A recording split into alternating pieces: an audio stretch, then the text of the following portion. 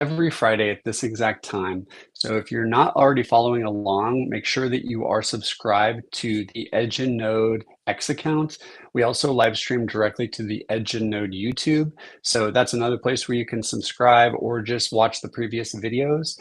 But we are going to be live streaming directly to X every week. And we also have the _AI Telegram that we recommend you join because there's a lot of information that's coming through there on our ampersand product, which is X402 enabled payments. And I'm really excited today because we're going to be welcomed by Marcus Rein, my fellow developer relations engineer who has been killing it lately and doing a lot of really cool stuff on the AMP side of the business and also on ampersand. So without further ado, let's bring Marcus on stage. Marcus, hey, how are you? Doing great. Kevin Jones, it is always a great time seeing you and now being a guest after so many episodes of Builders Office Hours. Now you've got Signal, and so this is really cool to be brought on here and just chat for an afternoon. Absolutely, absolutely. So where are you dialing in from, by the way? So my fiance and I like to go around town in Atlanta and try out different coffee shops. And as I'm working, it's nice to be able to hop around and try one. This one's called Foxtail Coffee Company. It opened up maybe about 6 months ago, and so far, good coffee. She had an espresso. I had enough coffee already today. I had my Vita Coco, so grinding away.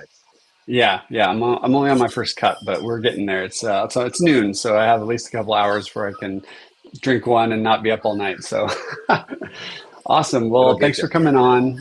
Very excited to chat today. I thought we could maybe kind of dive into a little bit of like the current kind of state of AI. Maybe talk a little bit about how AI has kind of changed your kind of view on just building stuff and kind of talk about the industry in general. So, I guess first, like, what are your thoughts on the current state of AI? It's a wild time right now, right? We have like a lot of cool tools at our disposal, and like people are building fast. And yeah, what's been your experience the last like couple months?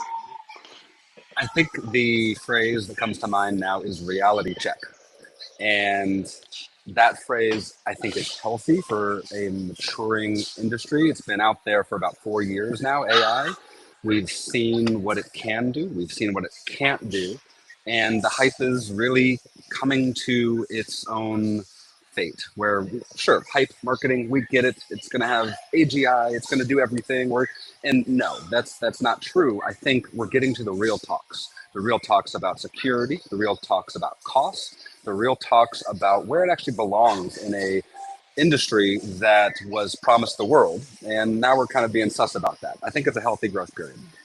Yeah, yeah. I mean, it's like every other day there's like a hack on Twitter timeline or some kind of crazy thing that's going on. So yeah, security is a big one.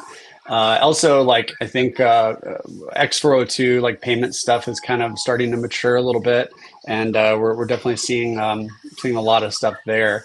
What else in the AI realm of your are you kind of thinking is when you say sus, it makes me think like okay, there's definitely some like gaps, right? Like, so what are the gaps like that we need to kind of fill?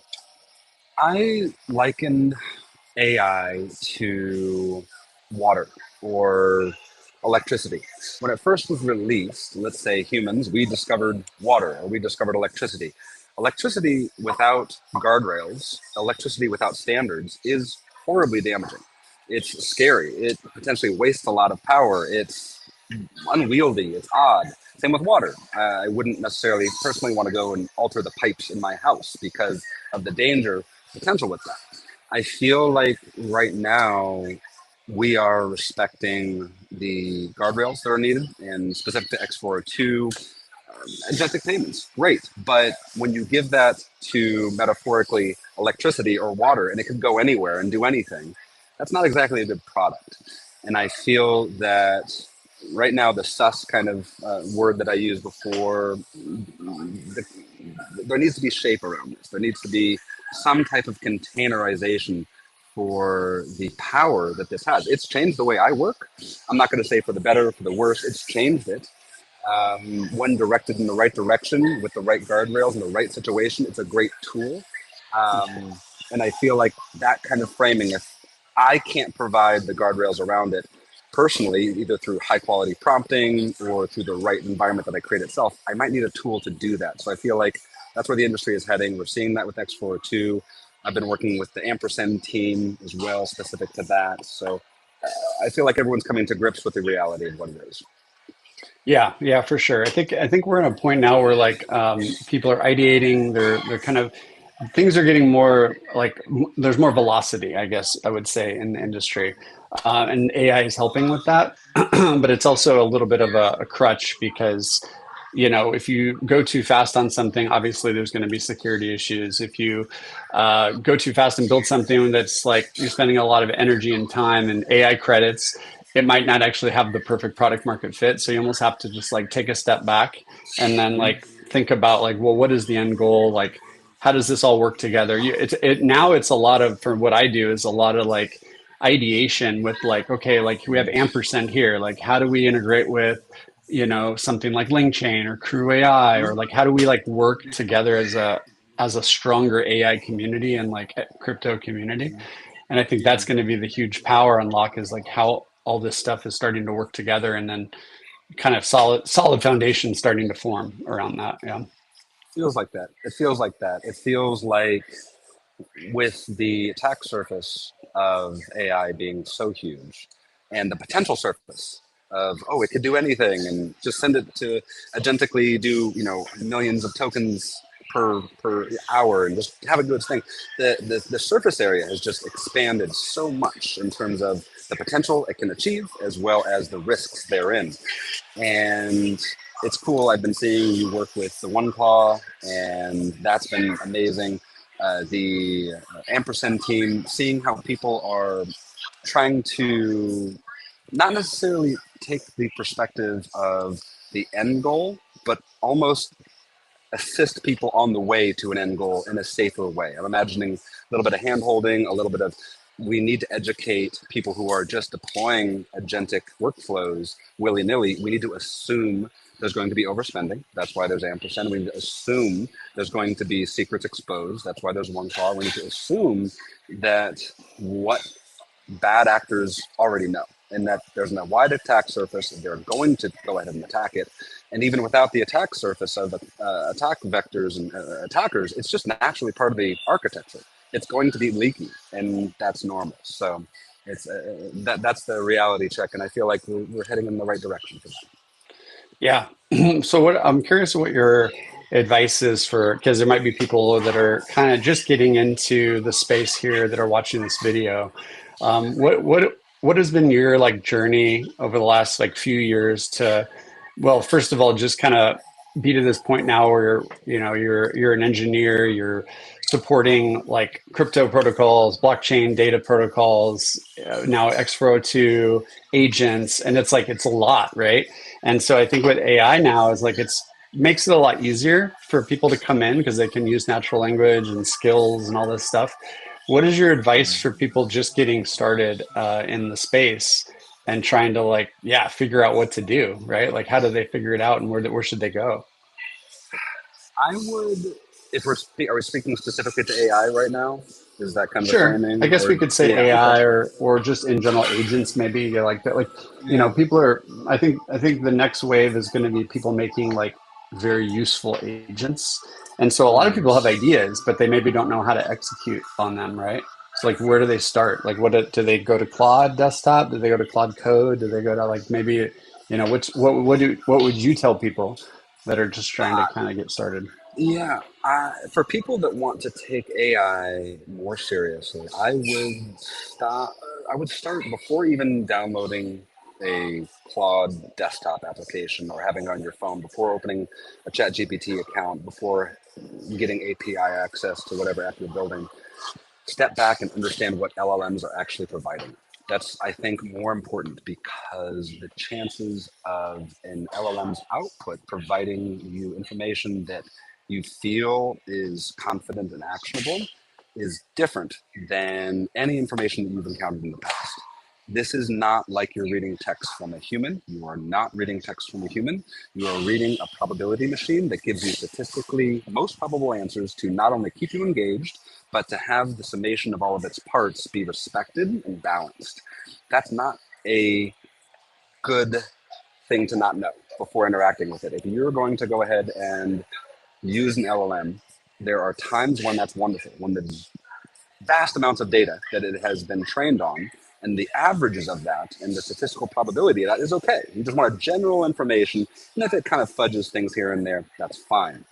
But when it gets to the edges of LLMs and specificity and really narrow use cases, it's not trained on that data. It Mm. might be trained on a small subset of that. So if you are beginning in AI or crypto or really any industry, you need to know what it's giving you. It's giving you essentially an interface for a database, and that interface is sounding very confident. But beneath that, it's tons of training data. So general topics does very well, and it can generally get you in the right direction. The more specific you go, be careful. And Yeah. it'll sound confident. It'll sound very, I got it. We can do this. The more specific in questions I get, the more sus I get. Yeah. Oh, I love when AI is just like, wow, that's just such a brilliant idea. You need to do X, Y, Z. And then you're like, well, actually, couldn't you do it this way? And then it's like, you know what? You're absolutely right. And it's like, yeah, AI is doing this thing where it's almost like, yeah, it's almost like salesy, right? It's like trying to sell you on the information and the It idea. is. It Yeah, is. It which is will funny. absolutely. There's two things it wants to do. It wants to burn more tokens, and by burning more tokens, there's more money being spent, and that pays Anthropic, it pays OpenAI. That's what it wants to do. And yay, it burns more tokens. And you notice how it always asks you questions at the end.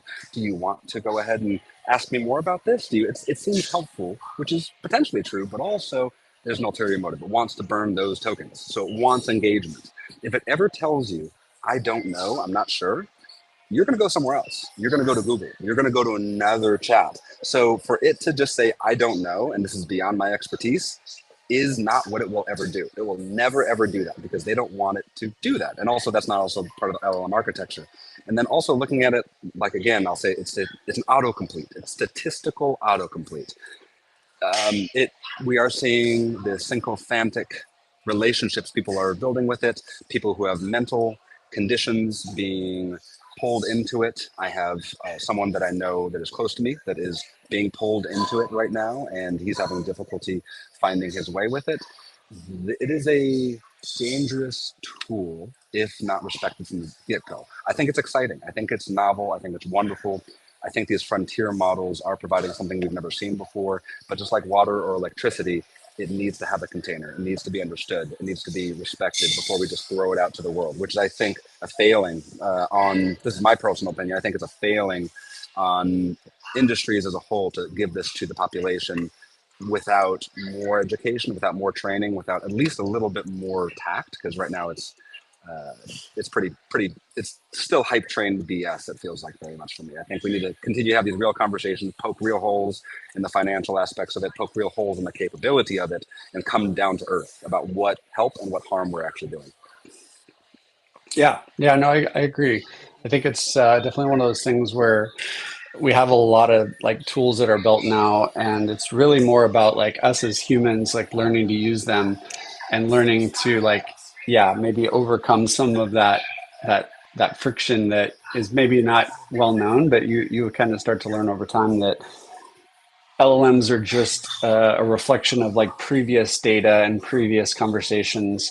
And really, we still need to move the needle forward in innovation and concepts and ideas and all that stuff. So, but it is a great tool. And yeah, we're in a really good spot where if we know how to use the tools right and we know to reason with them from a human perspective, we can build some cool stuff. Bingo, What about bingo. what about like technically perspective? Like, I know, like, let's just say you kind of figured that out, right? Like, LLMs are they have their faults, they have their issues. But like people want to build stuff now. Like I was talking to some friends, they want to build apps.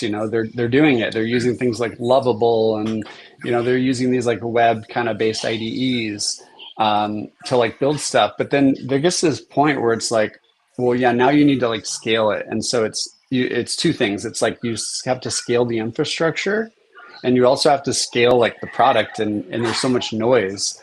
What do you think people need to focus on to like after they've built something, how do they get it out there in the right hands and how do you like scale it to people, you know? Yeah, I think the that's a great question. How do you build things with this new tool? I think if you want to get technical and say what techniques that I use, I can go into that. Um, and also, we can go into what I think teams need to be doing. Which do you want to go the technical route, or do you want to go more the architectural? Like, how do you interact with people and get this over the line? Where do you prefer? Yeah, maybe we start with the technical thing because you know some Sure. people on this show might be like developers and working in Web 2 or Web 3 and maybe pretty familiar with tooling, but it's again maybe they don't have any experience with like deploying something like to production, right? I'm just curious what your thoughts are there. So, if let's assume we have a developer that is aware of GitHub, they're aware of deploying on Vercel, they're aware of secrets, they're aware of uh, backend, they're aware of Supabase, they're aware of these type of tools, they've used them before, they've got these over the line. You're in an incredible position to Hmm. essentially be able to get something up and running and have it be a MVP within a day. Like you could really do this quite quickly. And if you are able to have these fundamentals dialed in, I would say just do it. Just go ahead and go out there and make mistakes. Go out there. There's a few skills that I use and have been using more regularly in the past. I'd say 6 months, 3 months. One that I really like is called Grill Me. It's a very simple skill that I think it's like 3 or 4 sentences. But basically, if you're using Claude, let me back up. If you're using Claude, it has a primitive called skills, and it's a MD file that you can bring into your desktop application, or you could simply have it be one of the root files in your actual local environment. But essentially, it's an MD file, and your Claude will be able to look at that skill and say, if you call that skill, it'll read that MD file and apply that context to the further communication that you have. But this one is called Grill Me, and it Hmm. will ask specific questions about your architecture and also give you recommendations based on the communication. And it will not code until you have consensus with it. It'll keep on going questions, questions, questions, questions. Sometimes it's 3 questions, sometimes it's 20 questions. But it asks about every part of the stack and your preference before you even begin coding. And I think that's a really, really good thing, not only for a engineer in general to do, to think if you're building something full stack, understand something, the intent, why you're doing it, what piece of architecture is most appropriate for this, what connectors are you using, are you using database, are you using something very light, SQL light, are you using something Supabase, are you local, like all these different types of architectural decisions affect what occurs in the build. And I think if I could use one technical piece, I'd say Grill Me is a good little skill. Just go ahead and look at Claude's skill, look up Grill Me. It's literally a sentence or two. It's very simple. But I would use that anytime you're spinning up something and go from there. Nice. And then to touch base on the team stuff, I mean, like I know, like at Edge and Node, we're using AI to collaborate and build stuff, and we're kind of moving in high velocity, right? Like a lot of companies are trying to do that. What are your thoughts there? Like working together as a team and taking the most use of AI in the kind of workplace, and we're just Yeah. in a team, right? Yeah, I think finding a way to find within your own workflow what requires your expertise and what requires your guidance. And those are two different, real different things that you need to make internally. I've been using that language myself. My expertise is ever needed. I need to go through any output that is being brought to the table. I need to go through and say, this is my expertise. I know this, and this is essentially this is load bearing. This is for someone else or for myself. This needs to be 100% accurate. You can't trust AI with that. If it's 99% accurate, are you willing to push that to production? You know, that's not exactly great. If it is something that is not needing that level of expertise. And it is just guidance. You need something that's zhizhy, that's general, that's in the right direction. And if it's a little bit off, it's okay, but you're continuing the conversation. I think that's okay to primarily go through the LLM and be able to say, this has been clotted, being able to work this in it. It's now becoming part of the internal and also external dialogue of when something's clotted versus something when it's manually gone through line by line. The differentiation of that and the ownership of both of those pieces of data are very important. If you actually go through it line by line and say you're confident about that, say that and say I manually went through. And if you are vibing it and people are interacting with it, being clear about that, but still having ownership of both pathways, saying you're still responsible in the end for both of your outputs. That's really what I've been doing for myself. And I know everyone's working with that differently in terms of how individuals are working. I also want to speak a little bit to the point where you asked about if you're just starting up and curious about using AI.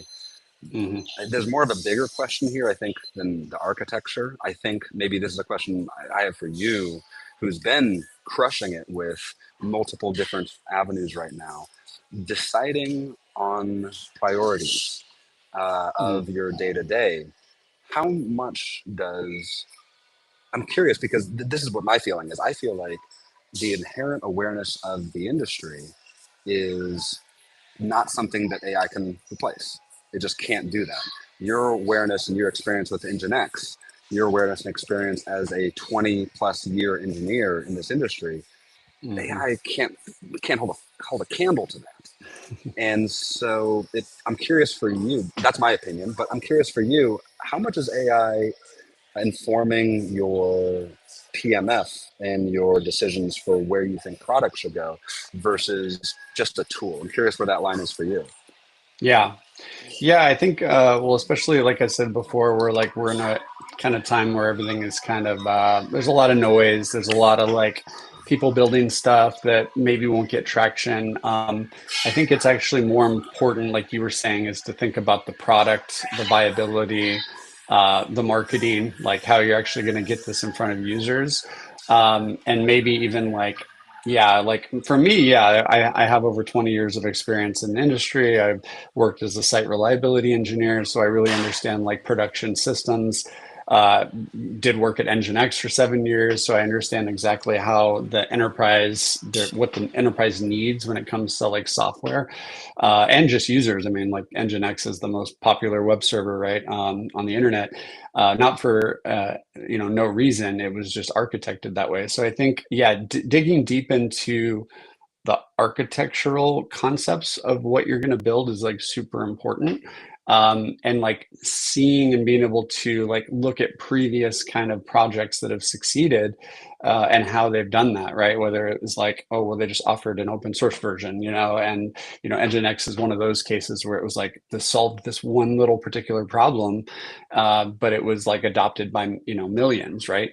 And so I think that is very important, and like taking a step back and again, and maybe you have to go beyond and spend a lot of time doing research if especially if you're using AI. If you don't have this knowledge, right, like me, where I know kind of what's worked and what hasn't worked, I think you really do need to kind of yeah, do a lot of research, and try to identify current trends, right? Like it's so silly, but just like going on X and seeing what people are like complaining about, and that might be a spark an idea, right? And a lot of times, just by going through that process of like kind of observing, doing deep research with Claude Desktop or ChatGPT or whatever it is that you prefer, you do start to kind of like have these little like light bulbs go on, right? There's been a lot of times where like I literally will be going to bed and then I'm like, oh, this is like a really good idea. I think tomorrow I'm going to try to build that. Um, and so, yeah, if you're not like someone like me who's been around for a while, I think you can use AI, but then you also have to rely heavily on like a human signal, like I said, Totally agree. LinkedIn or X or whatever, you know. Totally agree. Yeah, I feel that's a great answer. It feels like there's a dovetail, some type of chart someone can make where this feels like a CKD kind of article, comic, where the sycophantic dovetails with experience.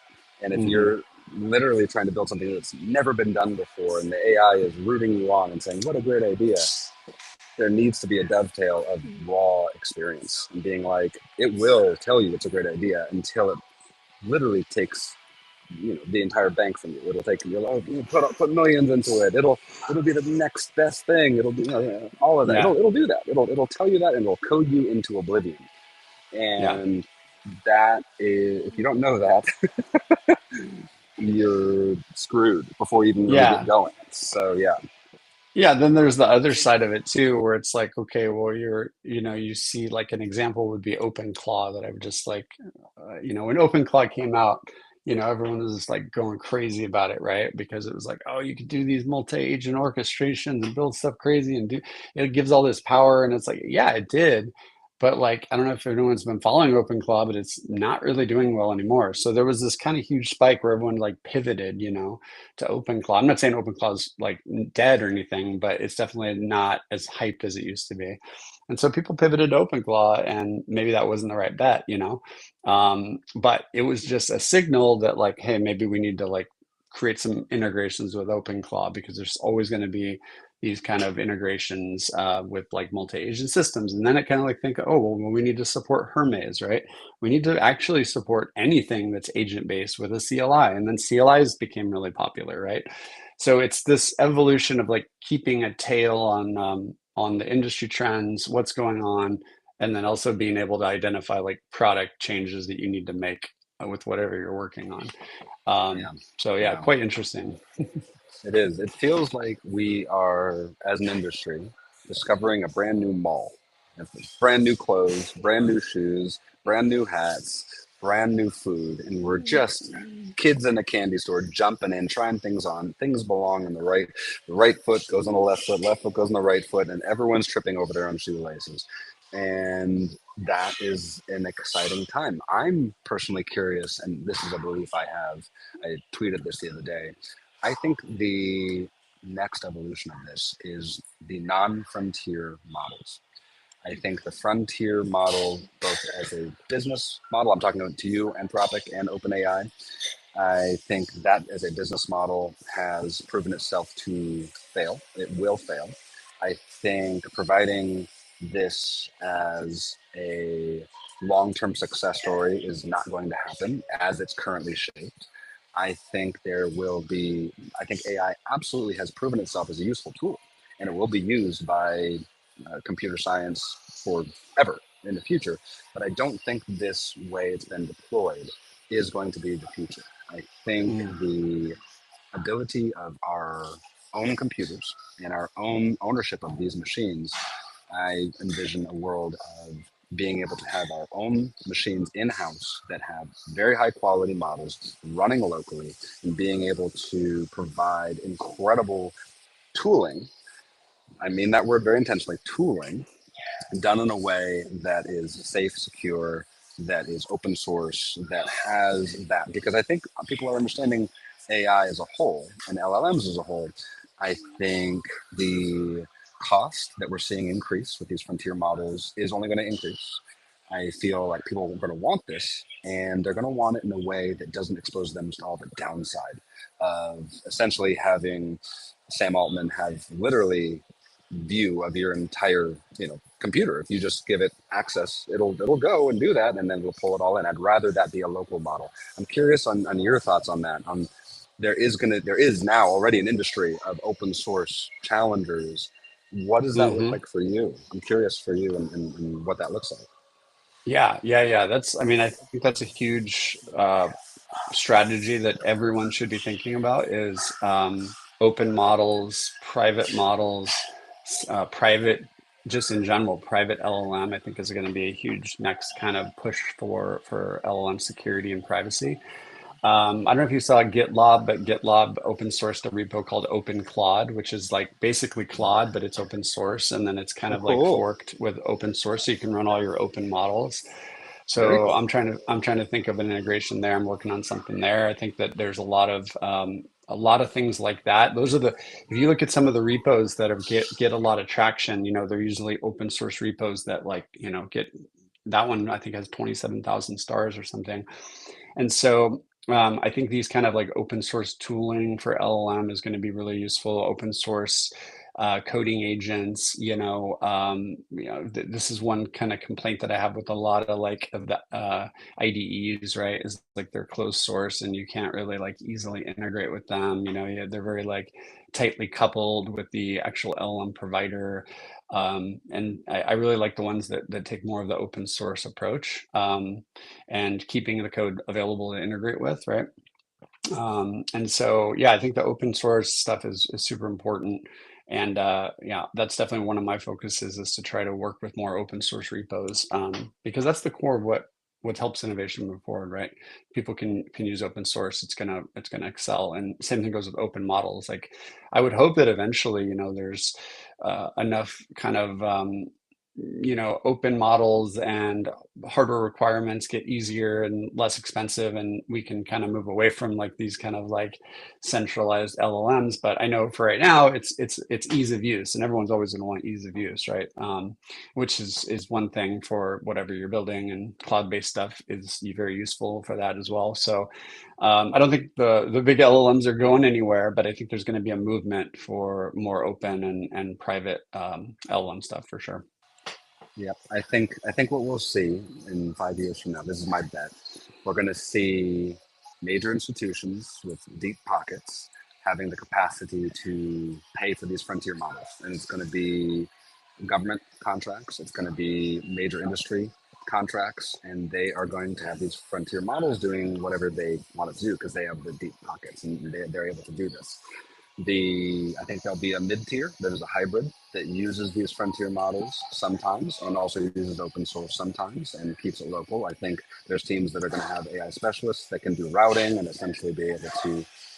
It's a cost play. It's basically the cost play. What it's always comes down to the cost play, and then there's going to be teams that are entirely local, and those models will not have the entire access to the data and to the training that these frontier models have. It'll be an interesting kind of cost preference, performance preference, similar to any type of database that needs scaling. It's the same kind of thing. Do you need to scale a single database? Well, how many machines do you need? And where's the routing? And how do you do scaling in terms of the actual throughput? I think it's a similar type of question series it'll be for AI and the different models and the context that gets shared. Awesome. Yeah. Very cool. All right. So like pivoting a little bit, maybe we can just kind of close it up. One thing I want to kind of maybe chat with you about is maybe a little bit more about at what Edge and Node's working on. We're recently announced the marketplace, which is like a direct integration with ERC 8004. And we also, have Ampersand that has been released as kind of open beta. Maybe I think it's been like 3 weeks now. What's your gut Mm-hmm. feeling there? Like, how can people leverage something like Ampersand for what they're doing? Because I think one thing is like making useful agents is something that I think is really important in the next like 6 months to a year as like the agentic stuff kind of matures. What kind of interesting use cases or like features do you think people can take advantage with Ampersand? I'm just curious what your thoughts are there. Yeah, I mean, I want agentic commerce to be safe. And I also want anyone interacting with crypto to be safe.